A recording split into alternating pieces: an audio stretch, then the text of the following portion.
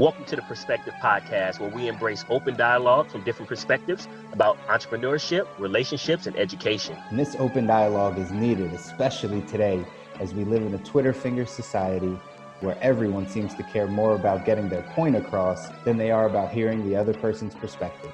If you're ready to grow your business, your relationships, and your personal development, stick with us here at the Perspective Podcast, because sometimes in life, to get to the next level, you just need a different perspective. If I look like what I've been through, I'd be roadkill. Tell me off of the pavement, I'm reeking from the... All right, everybody. Welcome to another episode of the Perspective Podcast. I'm C. Muzan. Got T here with me. Say what's up, T. What's going on, family? Guys, we are back. Another episode here to give you the perspective. Hopefully you guys like the past few episodes. T and I going at it a little bit, right? Having some extra heated debates, but still can come back another week, have more conversation, be on good terms, make sure, right? We still love each other. Everything's still What are we supposed to do? Exactly, right? Quit the podcast because we have differing opinions about how to get to the solution we both want? You see how crazy that sounds? Sounds crazy. We both want the same thing, but because we have different paths, now we're just going to break it into everything. That's what happens. This doesn't make sense. Makes zero sense. Hence, again, why we do this podcast, to be the example and be the light for people that are out there to understand. Again, it's not about right or wrong.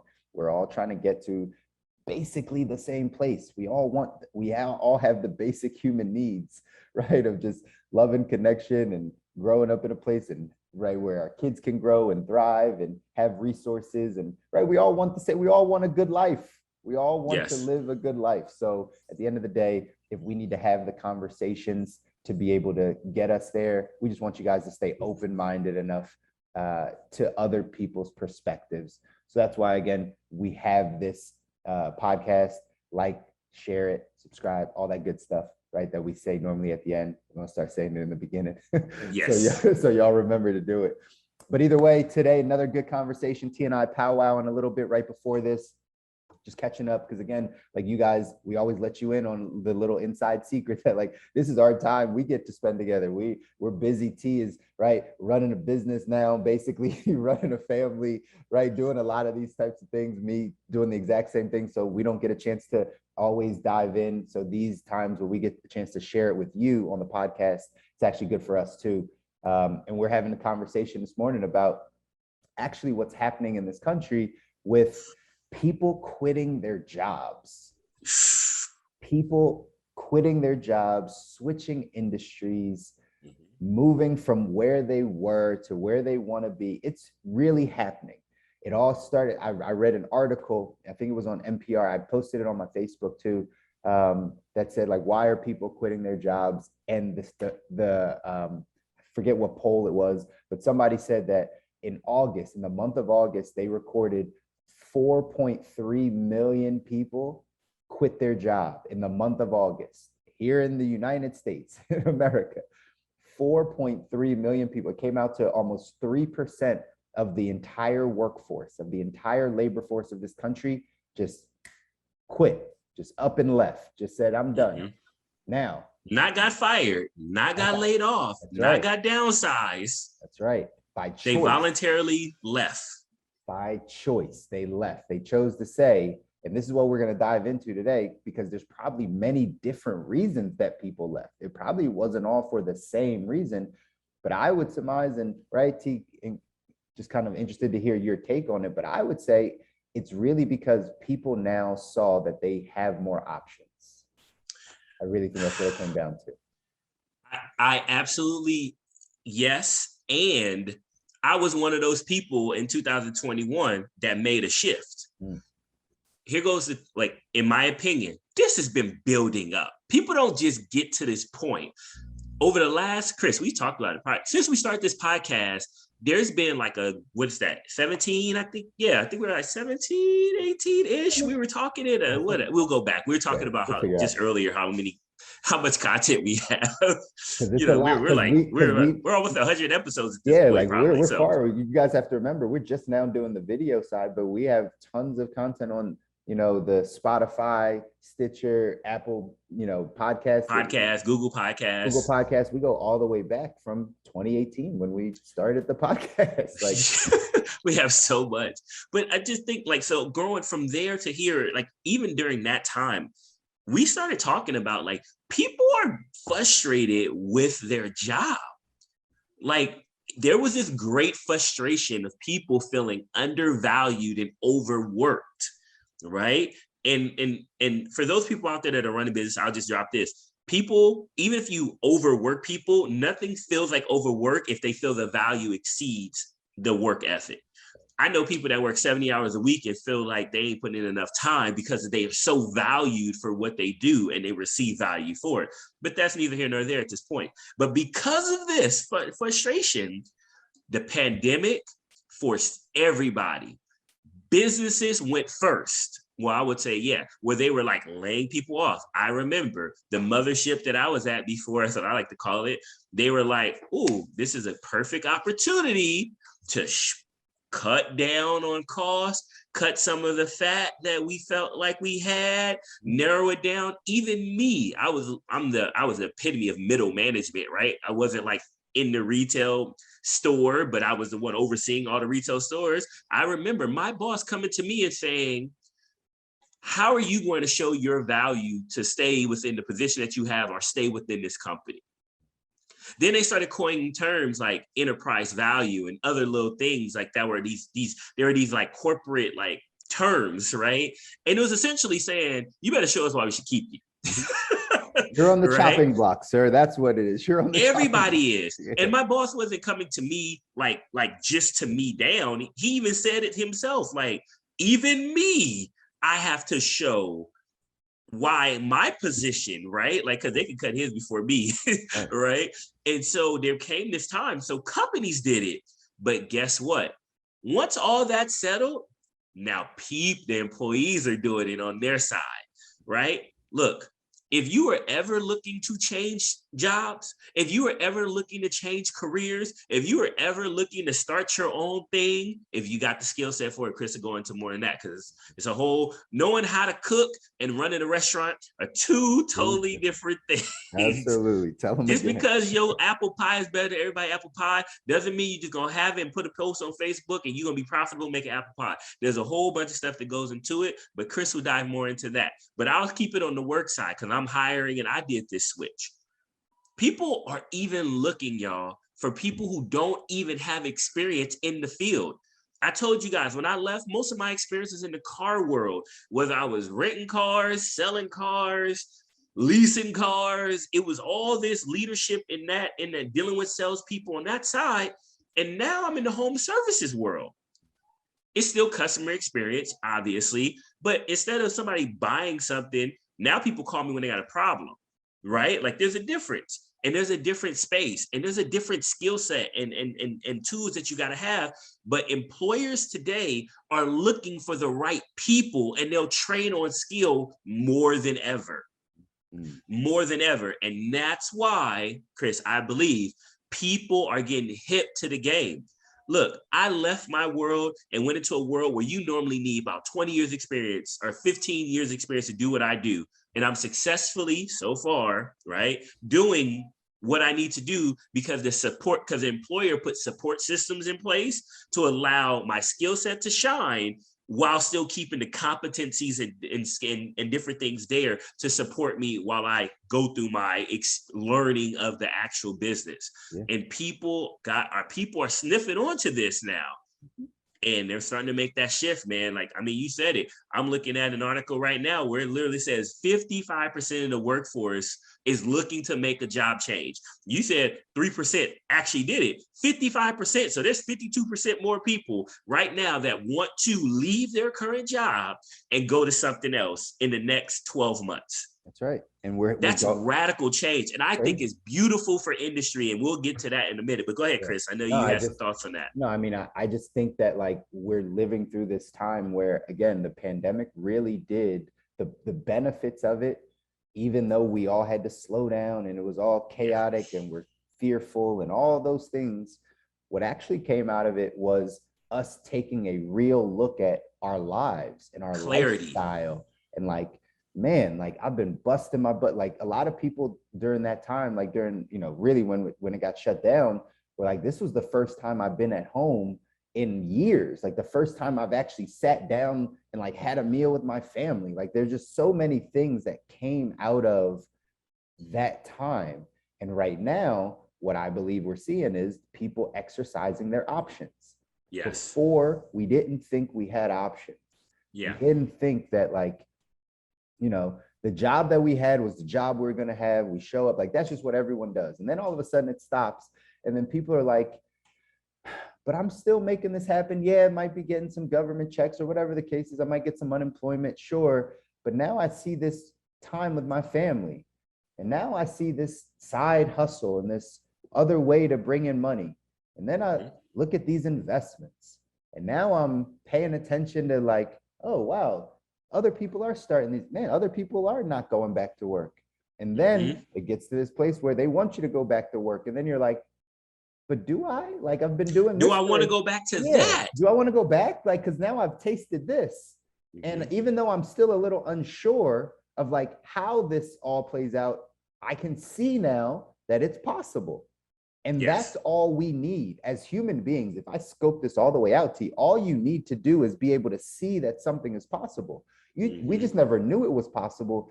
And so many people now, because it affected the entire country, the entire world, basically, people are now seeing, oh, this could be different.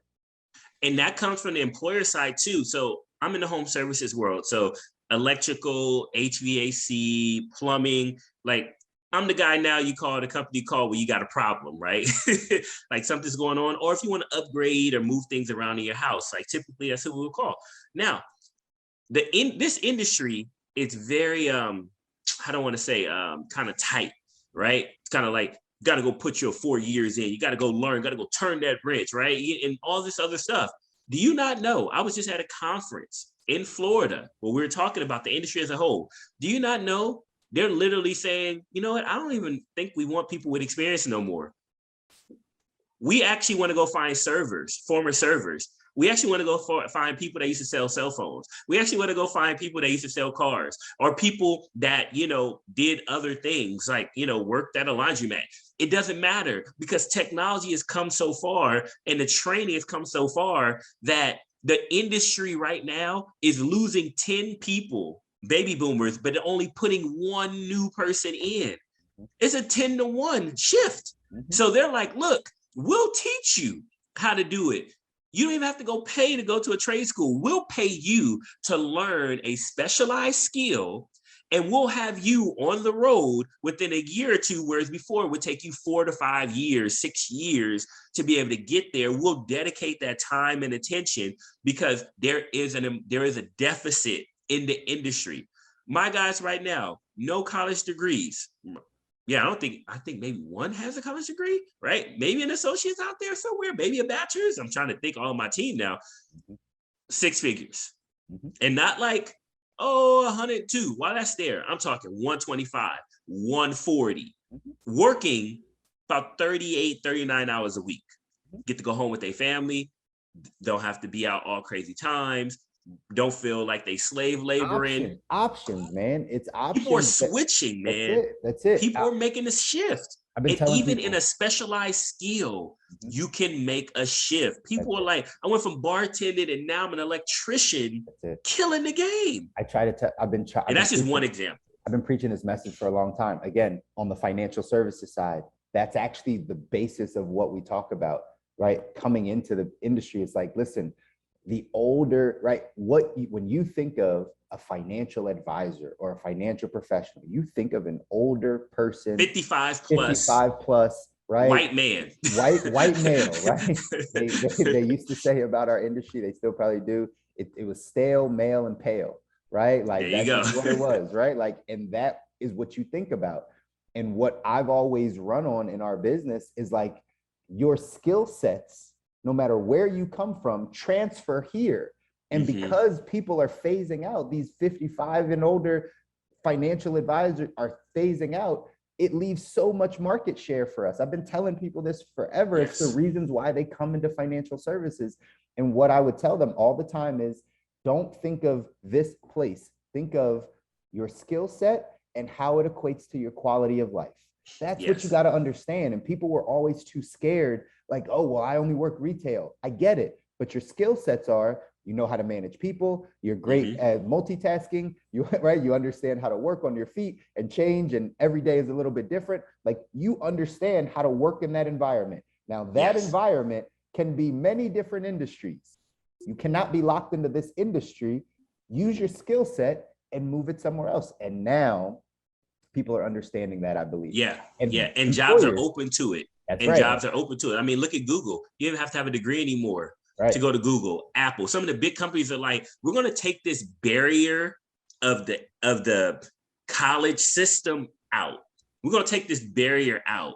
Right. And we don't even want to go down this road because I know Chris, you'll just fire up. I know. I'm giving it a little touch. I just post, like, again, for everyone listening, go to my Facebook page. One of the last posts you'll probably see, probably by the time that you hear this, probably in the last week or so, right? One of the last posts was me making fun of, to some degree, people that keep going back to school to get their masters and all these things for these low-paying industries. And I was like, make this make sense. And I got some pushback. Of course. I'm not going to get a master's degree for $15 an hour. Exactly. It doesn't make sense. But anytime you push against dominant narrative, you're always going to get that pushback. But it's true, because that was one of the things I posted, that, like, if the top 15 technology companies all say, you don't need a degree, the market's going to respond. People are going to what are they saying?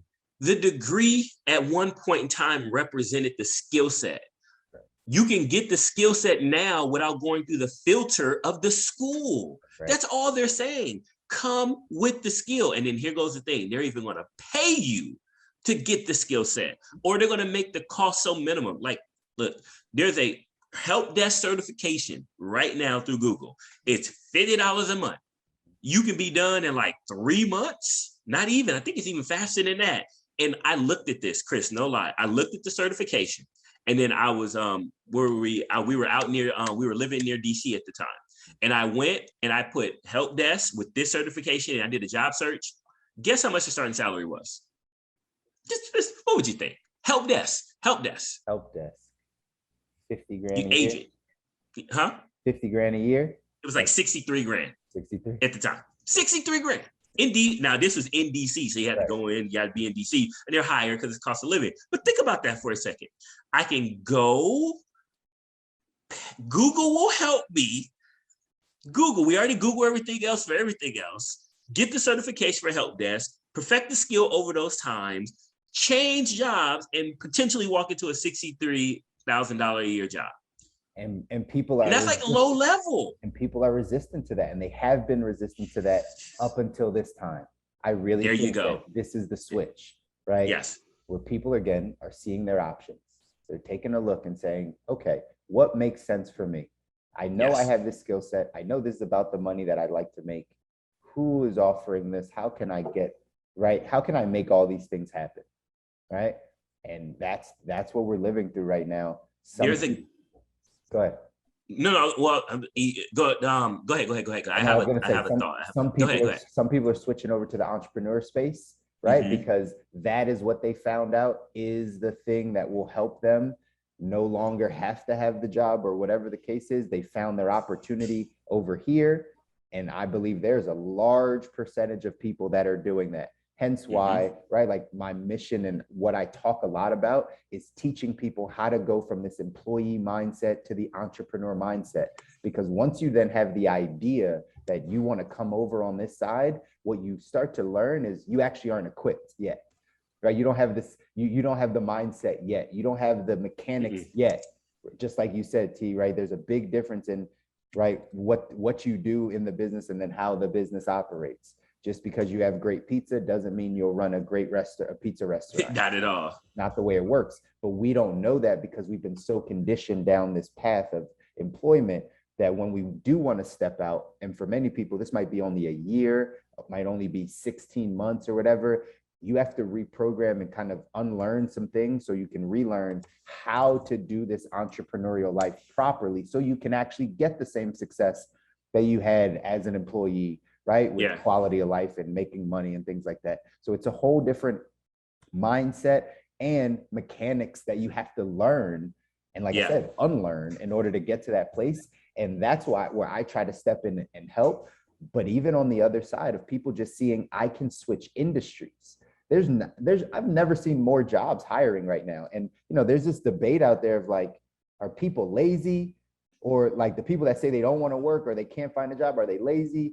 I think I remember talking to a lady on LinkedIn that said she's seen the opposite. She's been laid off for a bit of time and she's been putting in the resumes and actually doing the work, and the jobs are the one not coming back. They're not calling her back. They're not following through, right? They're not going down their path. So, right. But again, all of this stuff is switching and changing. And look, companies are also realizing they may not need to work with so many people. Like, I mean, now this is like this crux. Like I gotta go here. I gotta go here after you're done. Yeah. This is like, again, it's cat and mouse on both sides here.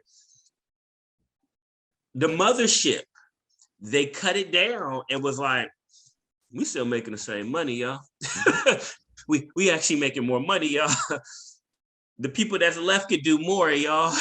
Right? Like there is this like even where I'm at now, like it's kind of shaved down and it's kind of like, oh, we can consolidate a little bit. We can flatten this out a little bit. Exactly. That's what people don't understand necessarily is the employer that you work for, like they are more strategic in understanding numbers and bottom line and efficiencies. You just show up and go to work, right? But the people you work for are constantly thinking about bottom line, top line, right? Managing expenses, looking at revenue, right? They're always paying attention to those things. So they're always going to make the shifts necessary, right? What I'm working on right now, literally with someone, right? You know, I always got ideas. This is the entrepreneur brain. You're always going to have ideas. I literally said the industry I came from, the restaurant world, the hospitality industry, needs a major overhaul in technology, because what they're figuring out right now, if you look at the mass scale of restaurants and hospitality places, no workers, right? They just don't have the staff. And the staff that they do have is subpar. Let's say that. Subpar, right? So now that's affecting the business owner. That's affecting the business. It's affecting the brand of the restaurant. It's affecting your guests or your customers that come through. So what businesses, and specifically hospitality restaurants, they're going to start to figure out how to do it with less people.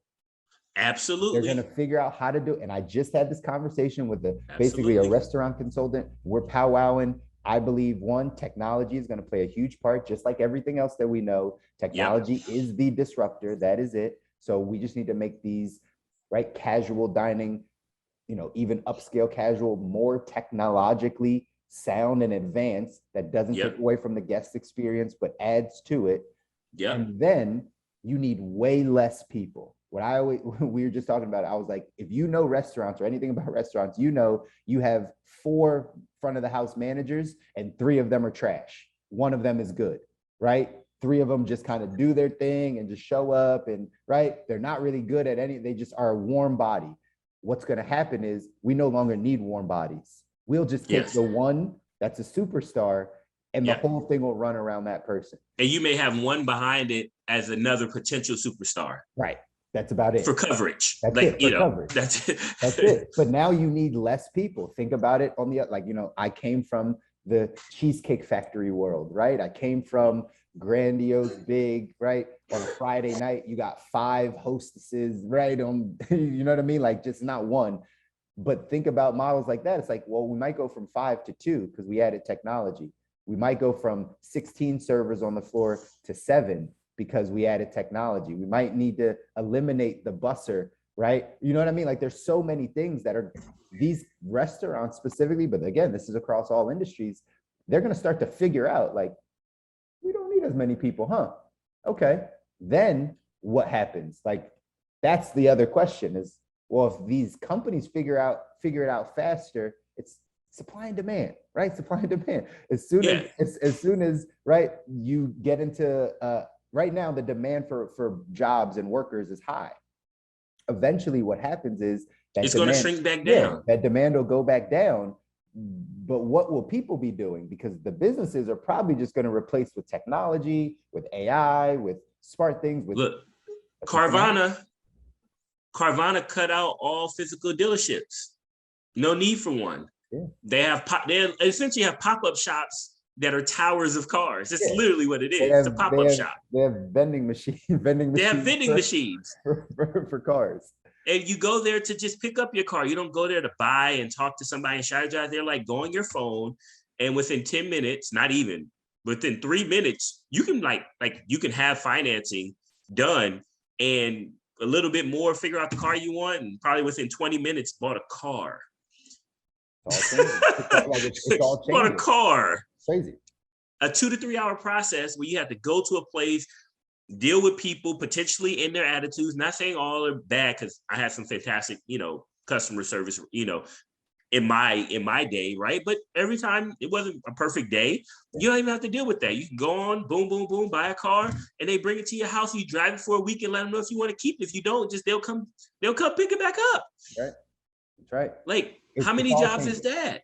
It's all changed. Like, it's taking away so many. So here's another question I posed to you, T. Like, do you think out of let's just say that month of August, right, outside of that 4 million people that quit, how many of them do you think actually had another plan versus they just want to get out, like their employer was trying to make them go back to work, or like vaccine, or right, like something along those lines, and they really didn't have a plan? They were just like, I'm just gonna not do this and I'll figure it out, versus the people that actually have a plan. What do you think? I think about, if and there's no data to this, so this is total speculation on my part.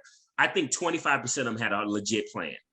I think 25% had a real, like, I know I want to do this. They may have not had the exact company or nothing like that, right? Because some of this leaving is they went somewhere else, right? Yes. I would want to see the next level of data of how many people like immediately started another job and, juxtapose it together. But nonetheless, then I think there was another 25% of people that were just like, I don't know, but I got to get up out of here. I kind of got an idea. And then the back half of those people, let's call it the last 40%, are just like, F it. I'll figure it out. I got, excuse me. Here goes another level to it. My spouse is the main breadwinner. So that's right. I got a month or two, right, or I stacked up. Like, savings accounts are up since the pandemic started, right? We talked about that. People are actually saving the stimulus money. Mm-hmm. Saving the extra money that's been coming monthly right now, right? Like, they're like, I got a month or two, and maybe I won't even really, because some people, they won't actually start looking for something else till they leave their last job. There's just some people operate like that. They feel the pressure of it. Right. And I think there's another host of people that are doing that as well, that maybe they didn't have a plan. The only plan was, I got to leave here. Because at the end of the day, like, look, I've been talking to people all over the place, all over the country. I've had the privilege of living literally coast to coast in my life, and in between as well.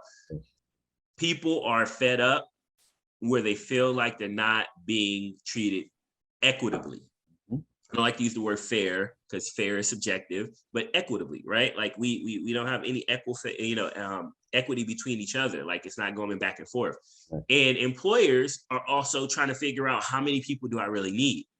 How do I fill this gap and service this customer? Can I add more value to the customer, the same value, without having an employee experience, right? And I hate to use that, because people were like, well, employees are assets. They are, but if you look at a balance sheet, employees aren't put on the asset line. They're put on the expense line, the liability line, right? Like, you know what I mean? Like, they're expenses, right? Like, I mean, I know people don't like to consider that.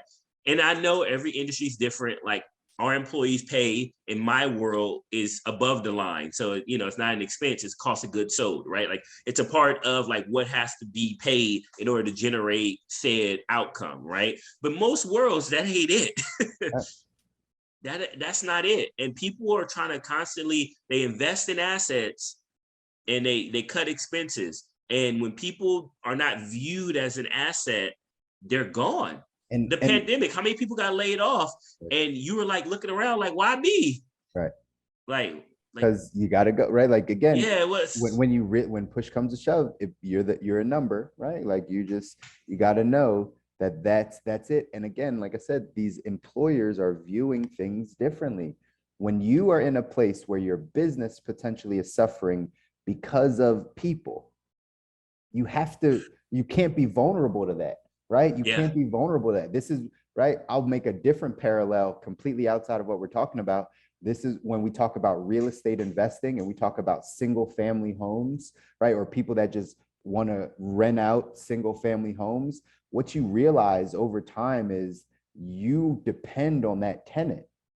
You're vulnerable if that tenant chooses to leave, chooses to not pay you, chooses, like, now you're vulnerable. Wrecks your place, right? You're vulnerable to that one because that was the only thing that was happening. And now it's affecting your business. It's affecting your money. So now you have to start figuring out, is this the way that I want to go? That's why a lot of people, and Grant Cardone talks about it, right? Multifamily. So you have more chances to bring in the money, even if that one tenant or those 3 tenants don't do what they need to do.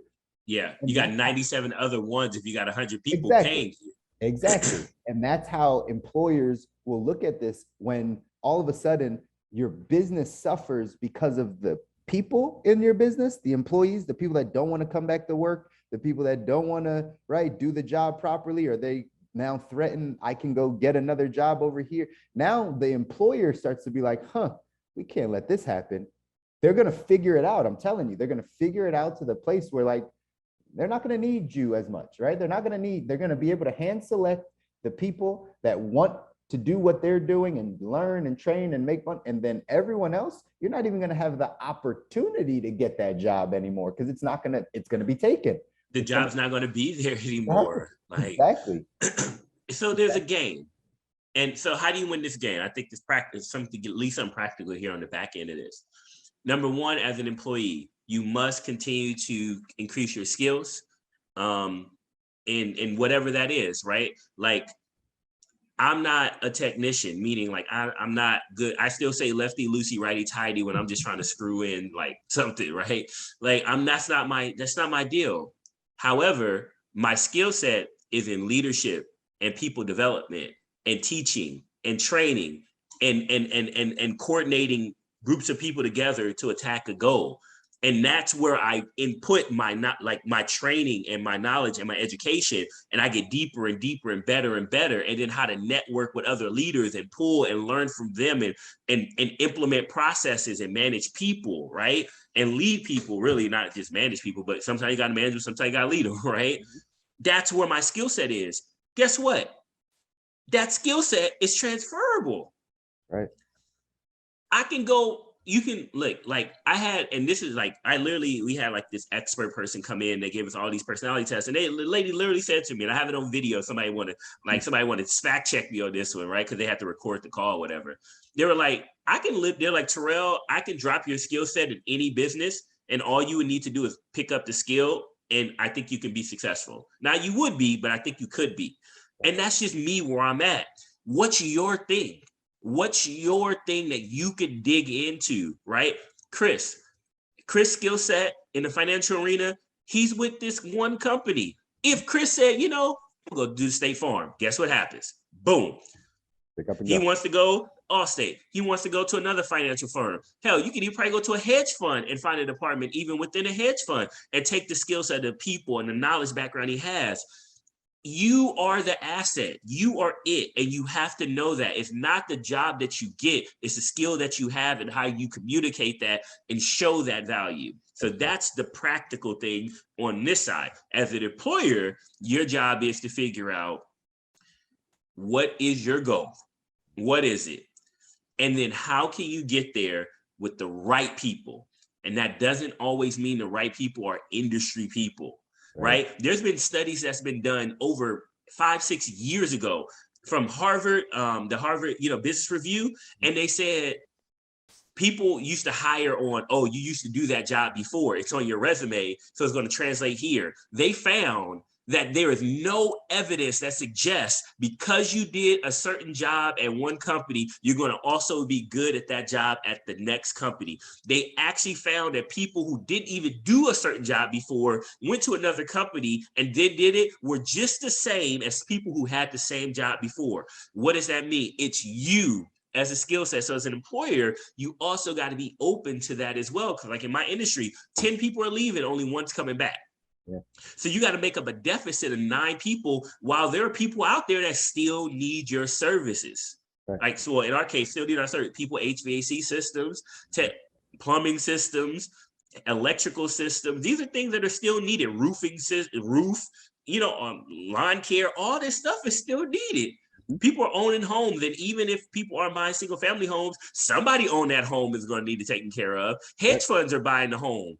Right? Yeah. Like the new game in our world is going to be, you may not go to the homeowner, you may have to go establish relationships with a hedge fund and you get their 500 homes in their geographical area.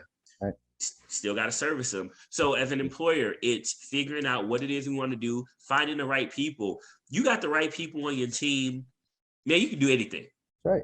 That's right. I've been blessed enough now, leaving the mothership, if you will, great opportunity. I was doing well, all that stuff, nothing negative. And now, like Chris alluded to earlier, I'm in a position where I get to work. You guys have seen my CEO on hand in hand with the CEO. We're running this business and the right people. Oh my God. And again, they changed the game. It's because let's drive the point home. You knew your skill set. You knew you were not attached to the mothership. You knew it wasn't about cars or just because you had, you knew that. You knew your worth, you knew your value, and then you went and you found the best fit, regardless of industry, the best fit for you. That's what we're trying to get people that are listening to go do. It's always been about, and I hear this all the time, well, I've got a degree in marketing, so I want to do marketing. Yeah, cool. But what's your skill set? Like, what do you do? What are you good at? Yeah, what are you good at? I have a degree in marketing and I'm not a marketing guy. Exactly. I understand it conceptually, but I'm not really that good at all that stuff like that. That's it. And so that side is incredibly important to just know what is your skill set and then find the situation, the environment that you want to be in. That's really it. We got to stop being attached to an industry or a job title or something. Now the game has changed. You're watching people quit their jobs. T told you guys that 55% of people are looking to switch. And the way that you're going to find the next best thing for you is to really evaluate, what are you good at? Then where do you want to be? What quality of life do you want? When do you this is now what we have options to do. Before, we would just take the job because there wasn't many jobs. Nobody was hiring. Exactly, right? We take the job. So if that meant you had to travel, or you had to drive an hour, or you couldn't see your kids on the weekend, or we would just sacrifice and be like, well, it's what the job is and I need the job. Now we're at this place where you can design the life that you want. You can design the lifestyle. You can design your quality of life, how much you see your family, and all of it is in the hands of now the employee or the person that's stepping into that next role. And that's where the shift is happening. And you guys have to understand, people that are listening to us, you have to understand, if you're in this position, if you're one of those people that quit your job in August, or you are about to quit your job, or whatever the case is, now don't just settle. You have the choice. You have the pick, you have the option. You have the leverage, so to speak, right? Yes. That won't happen for long is what we're saying, because the employers will react. So you won't have it for long. Absolutely. But you have the leverage right now. Even if you just wanted to switch industries to get another job in something similar to what you do, that option is out there for you right now, right? It's out there. With good pay. With good pay and benefits. Because and sometimes the option to work from home. That's the thing. You can negotiate a work from home schedule now better than you ever used to be able to before. That's the thing now, because again, for this time being, what we're seeing in the shift, remember guys, this stuff closes quick. If you're not on it, it closes quick. You have the leverage. So the employer wants to make sure that you stay on board. So now they have to pay you competitively. They have to give you a good, work-life schedule, and right, they have to lean a little bit more to your demands. We've never seen this in our lifetime, right? Nah, not when I was working, at Yeah, least. yeah. Companies didn't have to meet our demands, right? We had to meet theirs. We had to show ourselves that we're good for what you're doing. But now we're in this time where it's switching, and you can literally be like, yeah, I have this skill set. You know, I know, and you know, I would be an asset to your company, but here are my terms. I need to make a competitive rate because so-and-so down the street's going to pay me that. And you know that, and they're hiring too. Secondly, I need to see my family more. I've realized that it's more important for me to actually spend time with my daughter or make sure I'm homeschooling or whatever the thing is for you, that now you can make that demand and be like, I need 3 days work from home and I'll come in 2 days, right? But I need those 3 days. And the employer now will work a little bit more with you if you're an asset. If they see you as like, well, yeah, that could work. Now they're figuring it out and they're going to bend. But I told you guys, this window is going to close. The employers are going to figure it out. They're going to need less people. You're not going to have the same pull. And then that's when you got to come on my side. You got to get on this entrepreneur. Well, I was going to say, we're talking one side of it, but some people may realize, and I'm glad you said it, and I'll say it for you also. The other side is you may realize, actually, I'm done. I also have people like, I was like, and me and Chris had this long talk about this.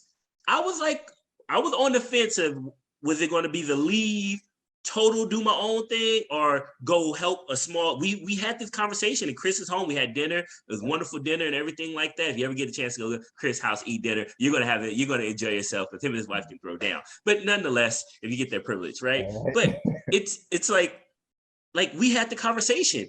Are we going all in on this, or is there one more step? And we literally strategized, and we thought, and it came out where smaller company, be in the grind, be right there. There's going to be limitations. There's going to come up limitations at some point, which we talk about. And it was like, for me and my family, that made more sense.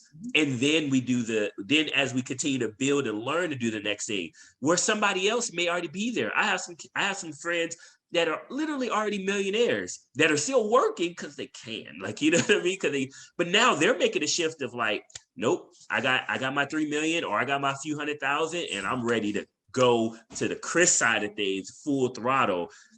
Now, what about those folks, Chris?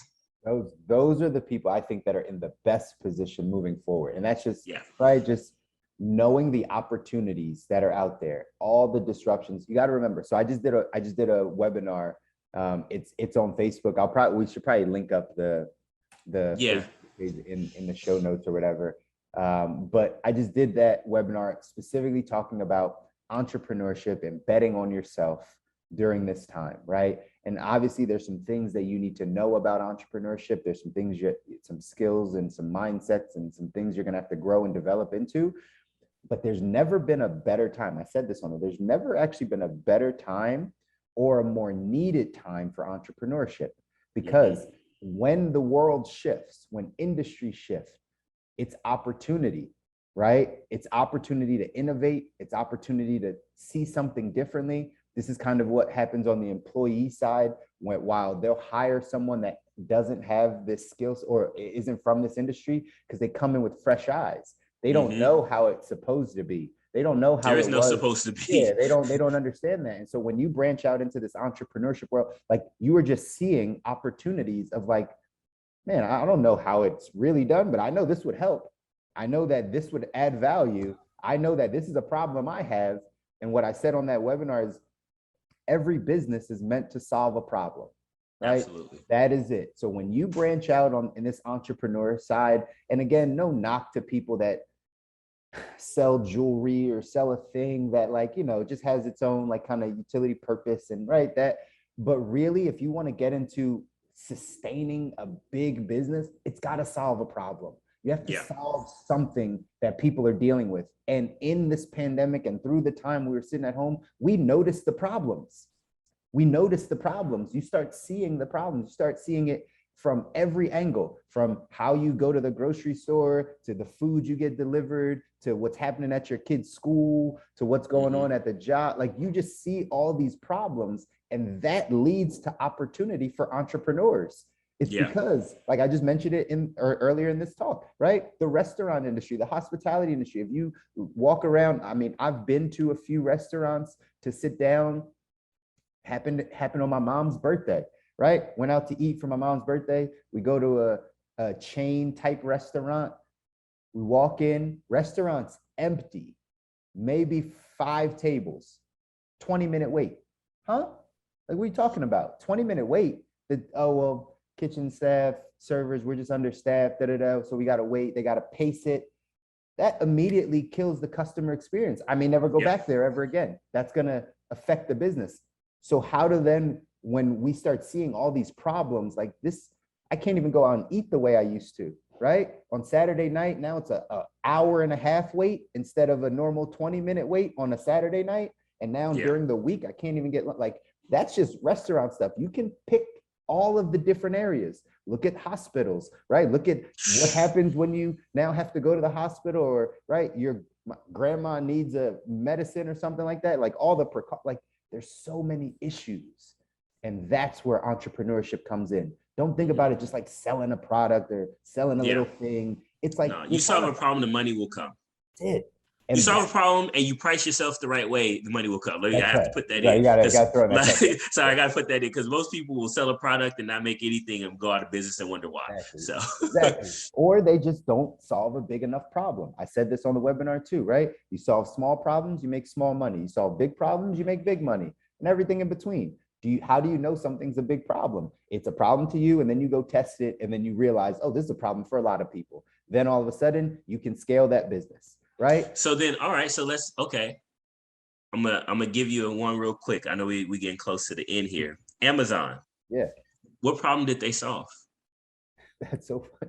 I actually did talk about this in the webinar. And I wasn't on the webinar, guys. So exactly, this is just how the world works here. The universe works, I guess. What problem did Amazon solve? Time. Tell me more. Convenience and time. That is the ultimate thing that we all want back. We all want our time back. We all want more, right? The ability to use our time in the way that we want it. So what did Amazon do? Amazon basically said, we're going to give you now, the way it is, all of the products, all of the things that you could possibly want with one click of your phone and with overnight delivery. They literally allowed you to save time. What did you have to do before Amazon if you needed a book? You had to go to the bookstore. You had to search the book. And hope it was there. Hope it was there, right? Search the books, go there, spend time, takes an hour, right? Hour and a half. Yeah, you gotta drive, gotta park. Whatever, right? Yeah, might be gotta get dressed. Gotta get, right? All these things. Might be a line there, might not have your book, right? Might be overpriced. You might want to go, they might send you to another bookstore. That stuff used to happen too. And now you took out 2 hours, 3 hours out of your day to go shopping, right? Or whatever the case is. Amazon said, well, you can buy books online, and here's the website. You can put your credit card in, right? And again, they've come a long way, but that's where it started, right? They were, and here goes the 50 other people that are selling that book at various prices and various conditions of the book, because maybe you don't care to buy it new. Exactly, right? Not to mention, then Amazon Prime comes. If we know the stats, I'm pretty sure like half of the world uses Amazon Prime. Like, there's some, it's like 3 billion. I'm on Amazon Prime, and I don't even know when I'm supposed to get hit again. I just know at some point in time, my bank account's gonna be a little bit lower, and I think they didn't raise their prices, and I don't even care. You know why? Amazon Prime. It's because it's a utility at this point. You know the value, right? That was the point I was making. Was like, okay, Amazon created something, and then the value is, it so surpasses whatever you think you pay that you don't even know what you pay. Like the value is so great. And that's what they did. They gave us back our time. They gave us the ability to say, you know what, I need this product tomorrow. I need it down the line. Now, obviously, they have a bunch of different verticals and, right, streaming and movies and all that type of stuff. But where it started was, well, let's give people back their time. Technically, the internet did that. Amazon just built on the internet to be able to do it, right? Well, funny enough is their very early stage was, we want to be the largest library on the planet. Right. That was like, it was around books, and they had massive warehouses all over the place. But we see fulfillment centers now. They used to be warehouses full of books. So you can always find whatever book. And they tried to literally have every single book on the planet there. Right. That's right. Or at least most of them that So, you can go and recall and get a book. So right?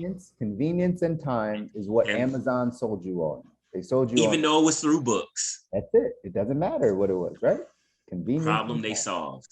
And that is. So how do you make your jewelry company? That'd be like, and we'll do this. Like, well, maybe that's what we should do. Like, we should do a whole episode on like niche industries that people kind of find themselves in early, and what are they really trying to solve? And maybe we can just give practical tips on like what people are actually trying to solve, and then wrap your product around it. I think that could be valuable. Yeah, I think we might need to, because I think you have a lot of thoughts around this. Yeah, because again, at the end of the day, this is really what separates people that understand how to run a business versus people that are just novice, just getting into it, right? It's real basic. You got to solve a problem. You got to know who you're talking to. You got to know what their pain point is, what people need. That's it, right? It's still a people game. You just got to, okay, who's your avatar? That's a marketing term. Who's your avatar, right? Who's the ideal person that would need your product? Who is that?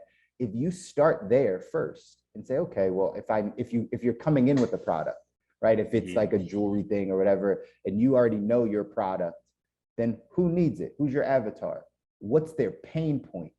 Like, why would they want that product? Why would they want it? Exactly. I don't think, and this is where that entrepreneur mindset comes in that I really try to help people get to, is because you have to really think about these things. Most times people start in entrepreneurship because they're thinking about their pockets. Oh, I can make money off of this. I could sell this. I could do this. Or they're frustrated with their boss making the money, so they want to make the money now. That's right. It's, again, you guys got to go check that out. Check it out. It's going to be, like I said, we're going to link it up, but I touch on all this type of stuff. The reasons to become an entrepreneur, the reasons not to become. And one of the reasons I said people to not become an entrepreneur is just because you hate your job and you want to go. That's not the reason to become an entrepreneur, right? It's not just about you and what you're feeling. It's because you see a need, you see a white space. You see something that's like, man, that's not there. Man, I could use this. This could help me, right? Yeah. And then you get that out to market. So again, I'm bullish on the entrepreneur space. I'll always tell you guys, I just think that when you own your economy, when you own your income, when you actually have a value prop that you give to the world, not only does it fulfill you internally, it'll bless you monetarily as well. We just play on such a low, most people play on such a low level of like, well, this is what I know, and this is what I want to do. It's like, yeah, but what does the world need? Last thing I'll say, I went over this diagram called Ikigai. I never remember how to say it, but basically it's that debate between passion versus purpose, right? How do you find your purpose? And really, what is passion? Because you'll hear people say a lot of times, follow your passion. There's a very select few people in the world that get a chance to monetize and live a quality life just off of what they're passionate about. Because what it says in there is passion is just the intersection between what you're good at and what you like doing. That's it, right? That's what your passion is. I'm passionate about basketball. Basketball is my passion because I like it and I feel like I'm good at doing it when I play. But I'm not going to the NBA. I can't monetize it. It's not like I'm not in that side. It's just my passion. So only very few people actually get to monetize their passion. But what this Ikigai thing says is there's 4 big circles that you have to figure out. And the intersection of all 4 of those circles actually becomes your purpose. It's what you like doing, what you're good at, what the world needs, and what pays well. All 4 of those things are the big circles. What you're good at, what you like doing, what the world needs, and what pays well. Right? The intersection of all those things. If you get to the middle of all those things, you'll find your purpose, because this is where people miss out. Like if you found your purpose, you'll be monetarily blessed. Like if it's actually your purpose, like God called us to live in abundance. So like if you actually find what your purpose is on this earth, you will have abundance in your life. That's why we have the whole philosophy of like, sowing and reaping, right? Like everything is based on that. Like everything, think about it. I always say, like, every time I eat an apple, I have an apple vineyard literally in my hand, because one seed becomes a tree that becomes blah, blah, blah. And now like literally one seed, like this whole universe. There's still planets being spun out. There's still universes being developed. Like we've been able to prove these things. So as you find your purpose, you can't do nothing but grow and have an abundance in it. That's right. This is why it's so important. Like people, you said it. There's a mindset that's wrapped around it. And I think, Chris, as I give my last thought, people are tapping in. People, it's gotten quiet enough where people are tapping in, and now you're seeing this rumblings and these interchanging of these circles of, I like to do this, I'm actually good at this, people need this pays better. And what you're doing is you're seeing the ruffling of all of these things happening. And I think it's a beautiful thing. I think it's a beautiful thing. There are going to be struggles? Absolutely. Are people going to come out on the short end? Absolutely. But the short end only lasts a little bit of time. Right. It only lasts a little bit of time if you're one of those people that are keep growing and learning. And same thing with the business. Now, I mean, businesses took an L during the pandemic, but then there were some businesses that came out of the pandemic like, man, I'm so happy that happened. I'm so happy that happened.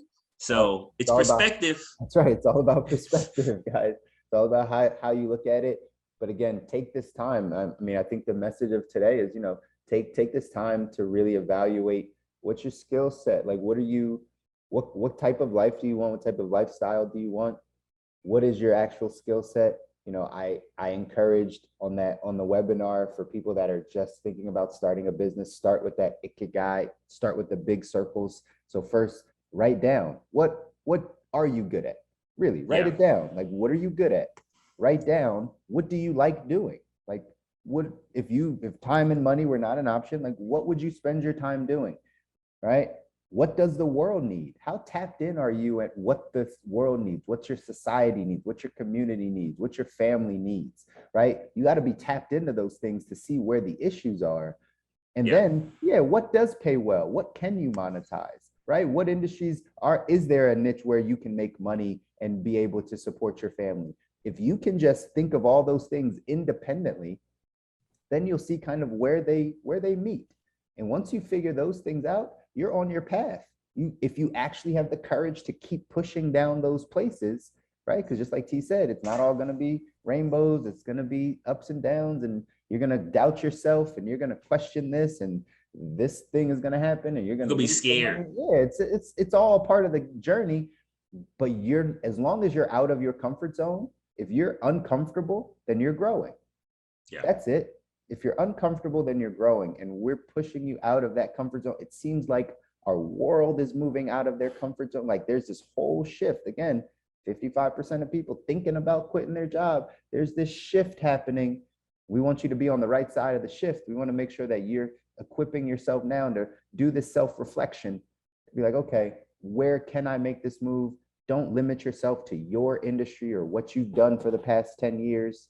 No, really please don't. Who you are and what's needed out there in the world, and where you can find that white space to say, I fit here, and now I have life a little bit better than how I had it before, more where I want it. And that's what we want for you. That's what we want for you. We want you to have life exactly where you want to have it. And again, I just think we're at a place where people are seeing that you can change things. All right. Absolutely. I think that's, man, I think we didn't give it all. Gave it all. We just gave it all, man. Like, guys, I hope you guys hear us and hear our hearts. Like, it's something we're extremely passionate about. Our podcast is built on the basis of this. It's like, it's always a topic that you will always see running through, because you get two different perspectives. You get somebody that's working a job, that's working their way up. And I guess I did want to say this. If you're going to be on a job and you're going to work your 40, 50, whatever hours, you should make the most amount of money constantly in that time. Meaning you should keep progressing. If you want to say, because everybody's not going to jump into the entrepreneur space. Like my wife, she's like, no, but she does have some things she wants to do, but like, it's going to be a massive jump for her. Right. Whereas other people may be like, yeah, but if you're going to be there, I used to tell people all the time, why you let me make most of the money? And people would be like, what are you talking about? I was like, well, I'm the general manager. Why don't you be the general manager? If you're going to spend 40 hours here with me, why should I make 30% more than you? Right. And I always took that like even in jobs I didn't like, I kept getting promoted. Because I was like, if I don't like it, why would I make less money not liking something? At that point, if you don't want to get any higher, you quit. Hence what I did. I was like, all right, I'm at my end. I got up out of there. Right. If you're like, I'm not ready to leave, then you should be getting promoted. I'll tell everybody that if you're going to be here, or if you have a sales job there where you can make money without necessarily getting promoted, if there's other things you could do, transfer to other departments, do it. But until then, if you ain't going entrepreneur space, do not sit at the same job that you don't like making the least amount of money. That just makes no sense. It's absurd to me. I used to get mad at employees like, why don't you do something different? Like, you're bothering me. You're not making it. You're not I was that boss. I was like, you're bothering me because you're not making enough money. Yeah. Like, I'm uncomfortable with the amount of money you're making. And I think we pay you well. I'm uncomfortable. I'm uncomfortable for you. I'm uncomfortable for you. And we paid well. Like, we had a base pay of 50 grand. Yeah. I mean, but it was like, but you should be making 90. Right. Like, everybody else around you making 70. So I feel uncomfortable that you're comfortable with 50. Mm-hmm. And by the way, just so T is telling you guys exactly it. And I say the same thing. Like, don't think that even if you did want, so the work ethic that you have at the job translates into your work ethic if you ever wanted to go do something else on the entrepreneur side. So don't think you're going to turn the switch on. It's not the way it works. Right. No. So if you just been cruising in your job and like T said, just making as little as you can and just kind of showing up and skating through. And now you say, well, I want to go be my own boss, or I want to go. Don't work that way. You better step it up at that job while you still got it. Right. So you and then you build your habits of work ethic on that side. Then you take your work ethic and you bring it over to your own deal because you work more anyway on that side. So then you better be equipped. And that's where most people aren't equipped too, right? Like they've been skating through their job because that's what they do. And then they're like, I don't want to do this. And they try to come over here and it's like, no. You got to build your work ethic now. We only take work ethic, right? Like there's work, like that's all that it takes on this side, and strategy and mindset. But work ethic is a foundational thing for people that learn how to be an entrepreneur and run their own deal. You got to have the work ethic. So outside, that's just a hobby. So let's end this. That's just a hobby. So that's it. Thank you guys. We appreciate you. We appreciate you guys like so much. And, like, comment, share, ask questions, engage with us. We'll have it somewhere up. Pretty soon I'll have a set beach background where you guys don't have to see my hands disappearing and stuff, but that's all cool. We love it. We do it. And we thank you. We love to hear your perspective. So keep reaching out. We thank all the people that do reach out, that comment, that hit me up in text, that hit Chris up in text, on the phone call. I heard this, or Chris is crazy, or Terell, you're crazy. What are you doing? I get a ball, right? We get a ball, right? Yep. Like, so it's not one of those things where it's like everybody's all agreeing everything, but all we want to do is open up your mind to new perspectives. If that's all you can do, you got one idea, we've done our purpose. We've solved the problem. And the problem for this podcast, we always said, was people don't know how to have different perspectives and have conversations and both walk away better without destroying the relationship. So that's the purpose of this podcast. And that's why we named it Perspective Podcast. So that's the problem we solved. You hear it in the intro. And that's what it is. So That's what I got on my side. Chris, what you got? You said it all. Until next week, guys, we're going to sign off. Enjoy your week. Peace.